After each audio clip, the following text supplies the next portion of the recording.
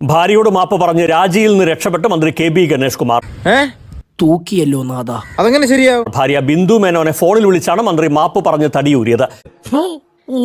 നിനക്ക് എത്ര തന്തയുണ്ടടാ? അക്കാര്യങ്ങളൊക്കെ തന്നെ ബിന്ദു ഏഷ്യാനെറ്റ് ന്യൂസിനോട് സംസാരിച്ചിട്ടുണ്ട്. എന്താ പറഞ്ഞേ?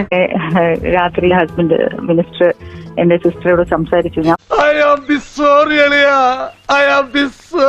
വളരെ ഇമോഷണൽ ആയിട്ട് പറഞ്ഞു, ശരി തെറ്റുപറ്റി, ഞാൻ അങ്ങനെയൊന്നും ചെയ്യാൻ പാടില്ലായിരുന്നു. ഒടുവിൽ കുറ്റസമ്മതം നടത്തി അല്ലേ?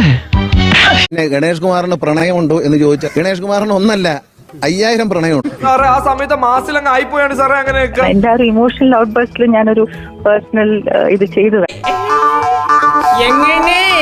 ഞാൻ അന്ന് പറഞ്ഞു പോലീസ് വന്നില്ല എന്നൊക്കെ പറഞ്ഞിട്ടുണ്ടെങ്കിലും ഞാൻ ഇനി ഒരു പോലീസ് കംപ്ലൈന്റ് ഞാൻ എന്റെ വീട്ടിലല്ലേ, ഇനി ഞങ്ങൾ പറഞ്ഞു തീർത്ത്. എന്റെ ഭർത്താവ് ദുഷ്ടനാ, വഞ്ചകനാ, അത് ഞാൻ സഹിച്ചോളാം. 13 years ആയി, പല പ്രശ്നങ്ങളും ഉണ്ടായിട്ടുണ്ട് ജീവിതത്തിൽ. എന്തൊക്കെയാണ് നടക്കുന്നേ?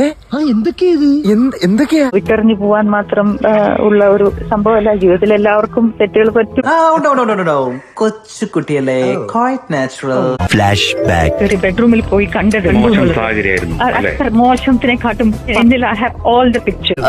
പരിപാടിയുടെ പോയി വെടിമരുന്ന് നിറച്ചവർക്കും തീ കൊളുത്തിയവർക്കും അല്ലയോ ഒച്ചയായിട്ടവർക്കാണോ കേസ്? അതുകൊണ്ട് ഞാൻ എല്ലാവരോടും റിക്വസ്റ്റ് ചെയ്യണം, ഇനി ഇതിനെക്കുറിച്ച് സോഷ്യൽ മീഡിയയിലോ ഒന്നും ഇതിനെക്കുറിച്ച് എന്റെ ലൈഫിനെ കുറിച്ച് ഞാനൊന്ന് എല്ലാവരോടും റിക്വസ്റ്റ്.